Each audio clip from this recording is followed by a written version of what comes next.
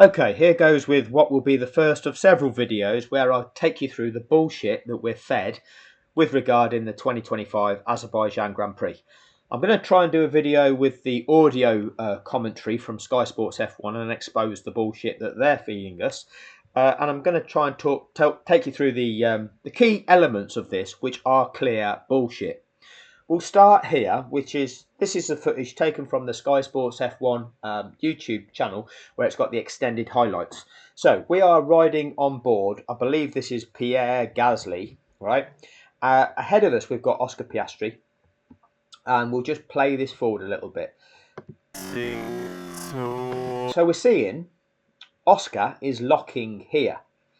Now, look at the amount of smoke coming from Oscar's front tyres, where his brakes have locked, and this smoke coming off of them is from them being locked and him carrying along. Now, what you see with Formula One drivers frequently is once they detect that their brakes are locking, they ease off the brakes and reapply them to unlock them themselves. Okay, because these cars shouldn't have anti-lock brakes.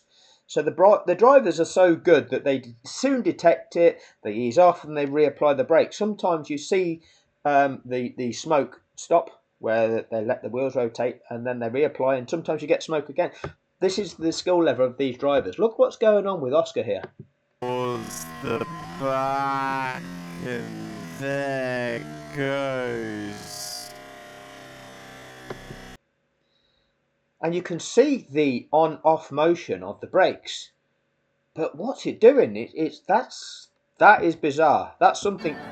Football. Well, apologies for that. An advert kicked in, so I've just had to pause the recording while that advert went by. We'll watch it through again. Look at Oscar's car. So he hits the brakes to turn in. Remember, Oscar's on a wide line for this corner, so can carry more speed than the tighter line. Hits the brakes. The back and there goes. He's pulsing the brakes so that he doesn't just lock and carry straight on. You know, the car just kept being locked up and carrying straight on. I mean, Karoon will call that understeer, understeer, understeer, where the car doesn't steer and just carries straight on. But that's usually when you're carrying in so much extra speed. But that is unusual. That, to me, is highly dubious. So he's clearly applied the brakes and locked. The back and there goes. He's pulsed the brakes 3 or 4 times there, and each time they've locked. That seems strange. Anyway, let's focus on what we see ahead of us. Ignore Oscar for now. The kick Sauber of Nico Hülkenberg has taken a wide line around that corner. This is effectively a chicane, and we're going around the first part of it. On the inside here is Esteban Ocon, glorious Esteban. Let's have a look. Now, it's clear at this stage that Hülkenberg was ahead, but he's taken a really wide line around the first section, which means he's really got a bad line into the second part of the chicane. See what Gasly's doing here. You want to ideally come around this section of track about where Gasly is, and that sets you up to go across there. Okay, you will actually come around this way so that you can take a line so that it already sets you up for the exit of that, where you can, every time I point my cursor near the top of the screen, then it brings in all them little tabs. But yeah, you kind of come around here and then want to cut to square yourself up, ready to put the power down, to power down the straight as early as possible. Hülkenberg's got a really bad line into this corner. His speed, his momentum is also halted by the car in front of him, meaning that glorious Esteban on the outside can easily pull up alongside of him. Now watch what's going on.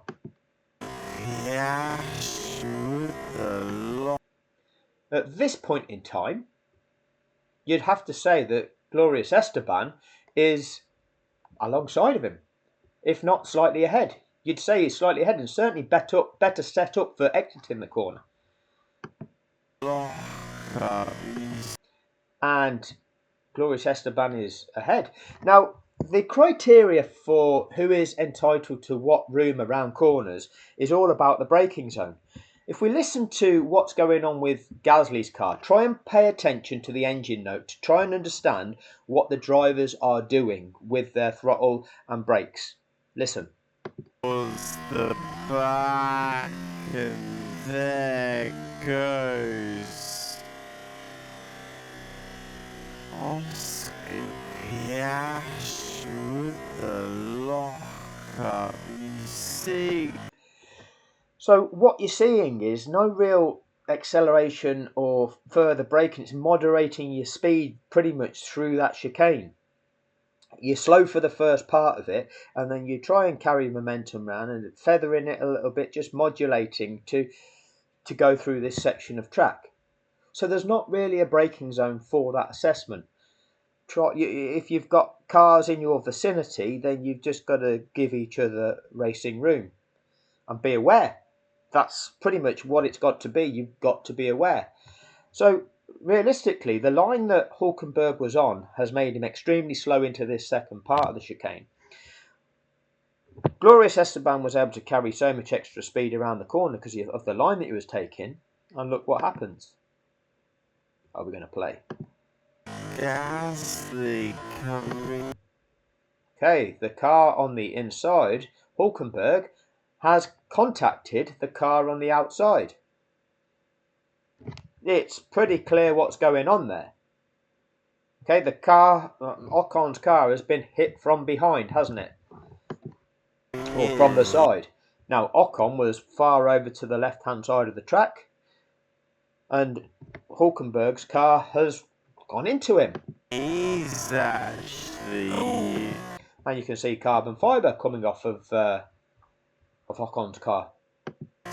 Great that is, but there is more drama involving the Sauber Nico Hulkenberg.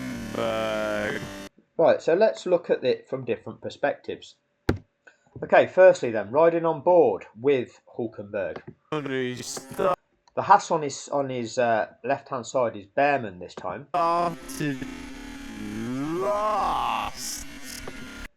So, going into the first part of the chicane effectively, is Hulkenberg fully alongside Behrman to be entitled to track room on exit of the first part of the chicane? No. So he's not entitled to be left track room, but drivers are taking it tentative. It's lap 1 of a Grand Prix. Nobody really wants to crash out, and so they are being a bit tentative and affording each other room, avoiding collisions. Last. Come into the pit. Racing line is, as you'll see most of them do, the line that Hulkenberg on is a strange line. And naturally the cars will come across him and he's yielded, which is what you should do.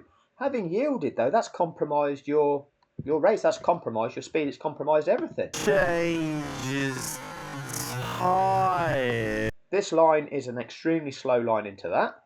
The car behind the other Haas car. Now where's the apex? They will lie to you all and say it's all about the locations of these cars at the apex. It's not, because that location is too late to make a determination.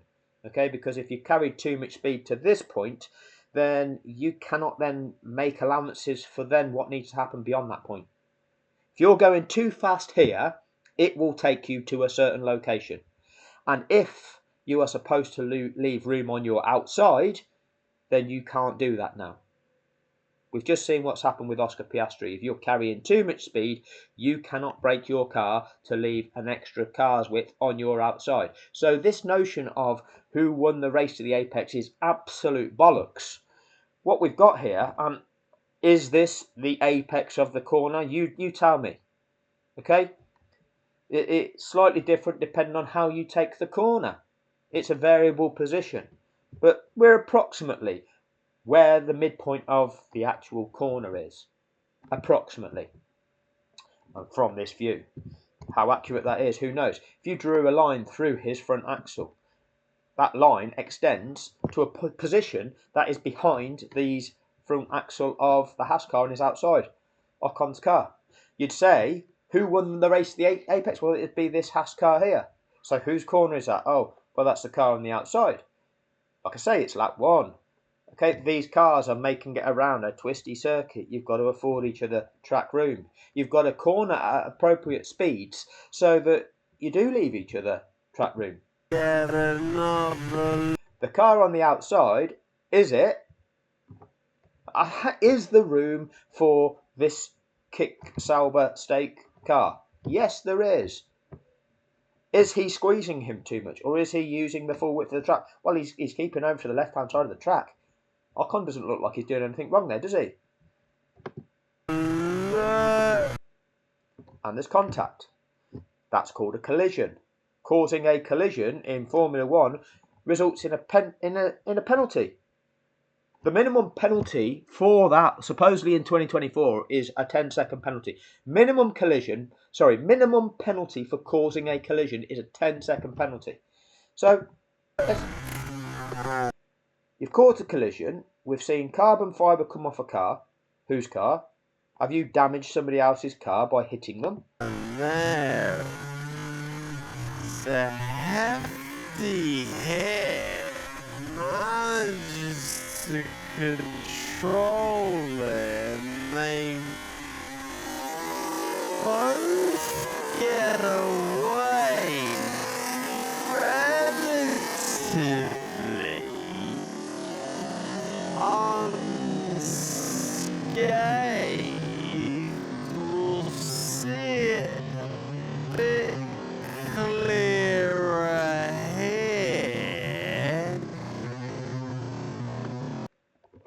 Ocon wasn't doing anything wrong there by the looks of that. And he's been hit. Somebody's run into him.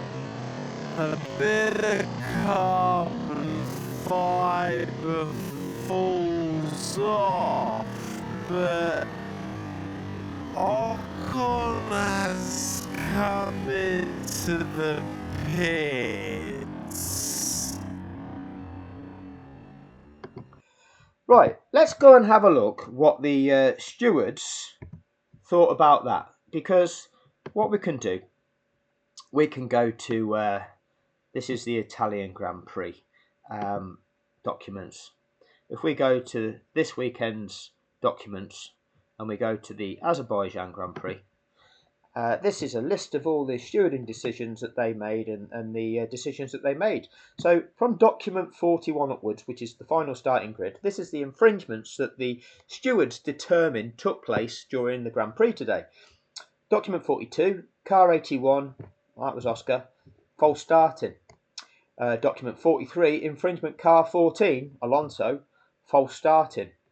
And the only other infringement that they determined was car 23, causing a collision. Car 23 is Alex Albon. Caused a collision. Now, we're going to go through that now. But why have you not penalised Hulkenberg for causing that collision? A collision has taken place. Damage to a car has occurred. You've impacted somebody. That surely should be a minimum of a 10-second time penalty for what you've just done there. You've caused a collision by the manner in which you drove there. Okay, you put yourself in a position on the track which was wide to that first part of the chicane. That has compromised your line to the second part.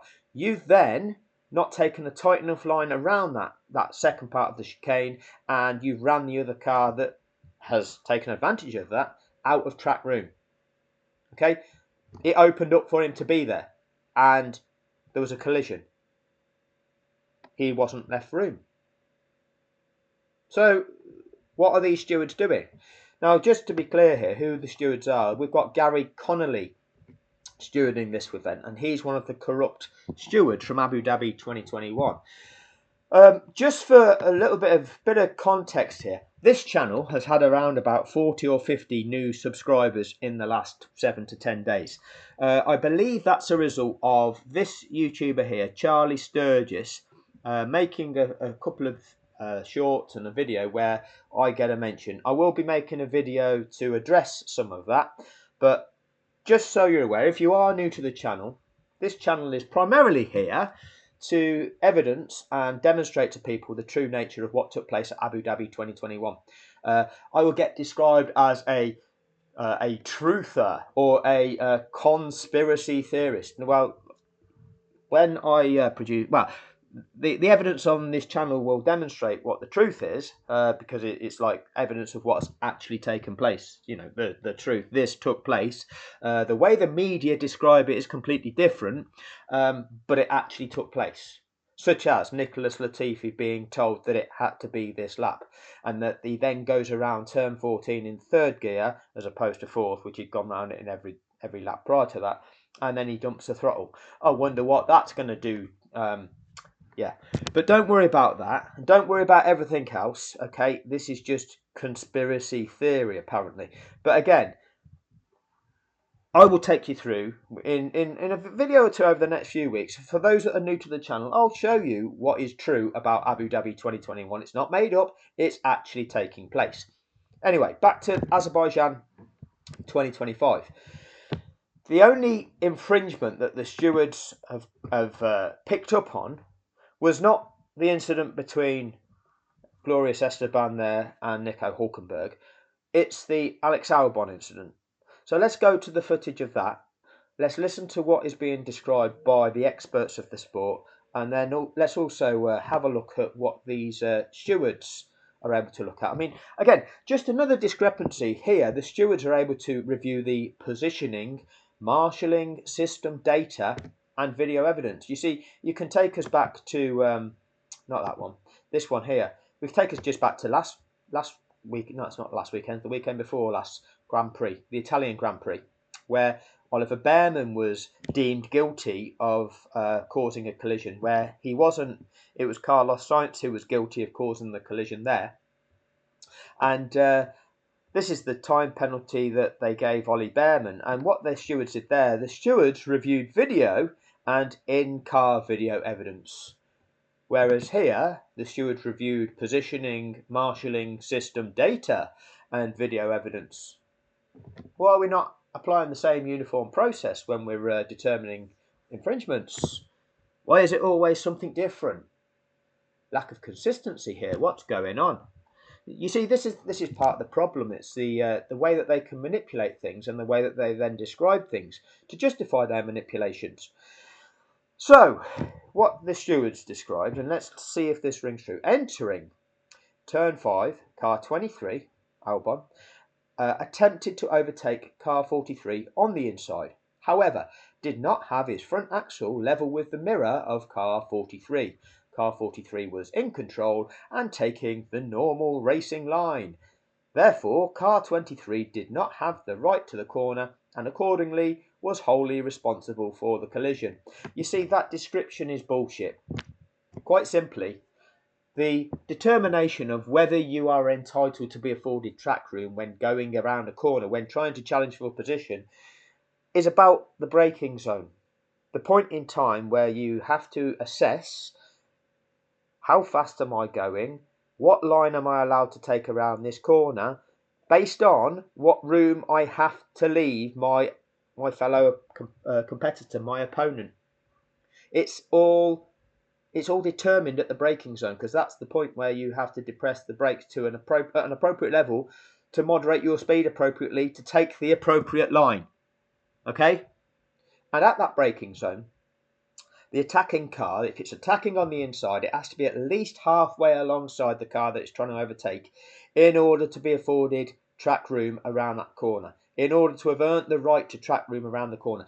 If it hasn't made it halfway alongside the car that it's trying to attack, it has to yield. It has to accept it's not achieved what it needed to do, and it has to back out of that corner. If you are on the outside attempting an overtaking manoeuvre, at that braking zone, you have to be at least alongside the car that you're trying to overtake. The reason being, you're taking the outside line, which is a further distance to travel, and hence your location relative to the car you're attacking is that you have to be at least alongside it. So, if you are entitled to track room, if you are the attacking car on the inside and you've made it halfway alongside the car that you're seeking to attack, you are entitled to be afforded track room, meaning that the car that you're trying to overtake has to leave you a car's width on the inside of that corner as you go around the corner. If you've not reached that point, it is entitled to take the line it wants around that corner.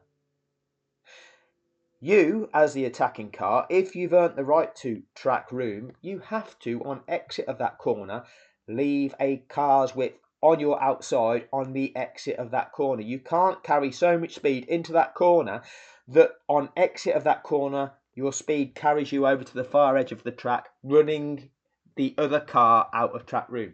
These are the rules of engagement. They've existed for decades. Since Max Verstappen has come on the scene, nobody knows the rules. They've become all the overtaking guidelines, which nobody knows. They're secret. But Max is the expert of them, everybody. It's quite simple. They'll lie to you. They'll tell you, oh, which car was ahead at the apex? It's too late. If you're just racing flat out to an apex, race flat out to the midpoint of the corner, and then at that point there we'll take a photograph, see which car was ahead, and then decide who's entitled to be left track room on exit of the corner. It's too late, because if you're carrying so much extra speed that you understeer, what's going to happen, kiddies? Ooh, I wonder. Let's go and have a look at what happened. Okay, I'm going to pick it up here, 11 minutes 34. I'm going to have to just move it out of the screen so it doesn't get blocked on copyright when I'm playing it at full speed. But have a listen to what is being described. So this is where they cut to, it is clearly a replay of this. What we get is, and let's just actually take it back 5 seconds. This is what they show us, okay? They show us this. With Antonelli will be thinking at the top against Lawson. They have... Okay, so Bernie is speaking, but randomly, and it's obviously got to be live, F1 TV, the creators of the show, the people that pick and choose which camera angle to show us, they randomly just cut to this. Incredible that they had the anticipation that this was going to be worthy of watching. Okay, so they cut to here, and let's have a listen. A potential chance to Oh, sorry, Bernie, get out to cut in front of you as there's contact between Alex Albon, just as we were discussing his strategy unpanning. There's contact between Alex Albon, just as we are determining how his strategy was unpanning. And it's poor old Franco Colapinto in the Alpine who is the victim there. That's coming through the long left-hander of 5, and round goes Colapinto, back up and running though. Oscar Piastri have had a good view of it. We saw him still stuck out there watching on presumably a marshal's telephone. He's sitting down at turn 5 where that happened, just in front of him, poor Oscar. But those hard tyres look completely flat-spotted on Colapinto's cars. So there'll be communication going back and forth now. So, Colapinto's tyres flat-spotted. Clearly that's negatively impacted him. Between him and the pit wall about what he does next. Let's take a look at the replay. So, riding on board with Albon, they come out of turn 4, and Albon... You can hear the change of... the changing down gear. Never made it halfway alongside. Never entitled to be left track room around there. Hadn't earned the right. Oops. Wait there. Okay, let's listen to this bit through. Riding on board with Albon, they come out of turn 4, and Albon... There's not really a gap. There's not really a gap. Right, so Karen Chandok, the presented expert of the sport, can't talk you through what constitutes a legal overtake. Can't talk you, the viewer of the show, through the rules and regulations. Basically, they are the rules of engagement that all these drivers have to adhere to. The International Sporting Code will talk about driver standards. This notion of overtaking guidelines, that's a fucking myth. Conventional overtaking spot. There wasn't really a gap, I don't think. Albon wasn't far enough alongside. Are we going to have to get the driver guidelines out again? Are we going to have to get the driver guidelines out again? You know, your teachers that teach you about a subject, do they have to get the books out to be able to answer your question, or they've got enough expertise about their subject to say, well, this is the answer to that, and this is, I'm going to teach you how to get the answer so that you yourself know the answer. That's how you get taught something. But no, we don't get that from Sky Sports F1, the contracted broadcaster of the show. Overtaking spot. There wasn't really turn 4, and Albon. It's not really a gap. It's not a conventional. There's not really a gap. It's not a conventional overtaking corner. Overtaking spot. There wasn't really a gap. There wasn't really a gap. Why are you just not simply saying, in order to be afforded racing room around this corner, at the braking zone to this corner, Albon would have had to have been at least halfway alongside, and he wasn't. Because he wasn't, he had a responsibility to back out of there, because Colapinto was entitled to that corner, to dictate his line around that corner. Albon put himself up there and he shouldn't have been there. That's entirely his fault. Karun will tell you it this way. Don't think Albon wasn't far enough alongside. Are we going to have to get the driver guidelines out again? Yeah. And he does actually make contact with the outside wall as well. Yeah, I think, I mean, he's looking in his right-hand mirror, and then he's sort of not committed to the inside. He's sort of in no man's land there, Colapinto. He's not committed to the inside, and he's sort of in no man's land. Look at what Karen is trying to do to cast doubt on the situation, as if Colapinto hasn't committed, he's kind of in no man's land, it's not normally an overtaking thing. Alex Albon's not really along. Look at the language being used. Okay, it's all ambiguous bullshit.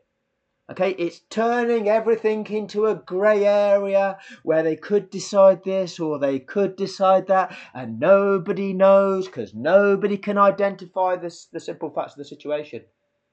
It's about everything in Formula One is presented that way. And this is why it's part of the mind conditioning machine, because they actually want to present so many things in life.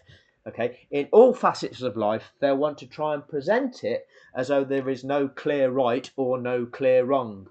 And arguably, you could justify either argument, and the decision makers arguably making the decision either one way or the other, depending on what they decide. No, there's clear parameters here. Let's identify them, and let's say that is definitely a penalty to this guy. And let's look at the magnitude of that penalty. Look at the damage that he's actually caused. And therefore, the penalty should be appropriate to the impact that he has had. Albon thought there was an opportunity, but it all felt a bit clumsy to me. I think Albon might be in a little bit of trouble for that. Bortoleto as a game to play it. And that's what we get in Formula One. There's more things to talk through. I'm mindful of the length of time my videos take. So, that'll do on this one. I'm going to try and find the audio of what they were spewing the entire Grand Prix and take you through the key moments where they were just full of bullshit again, along with anything else.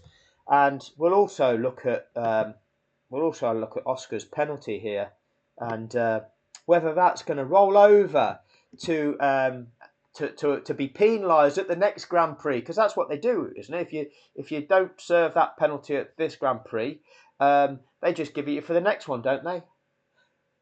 We'll talk about that in the next video. Thank you for your time.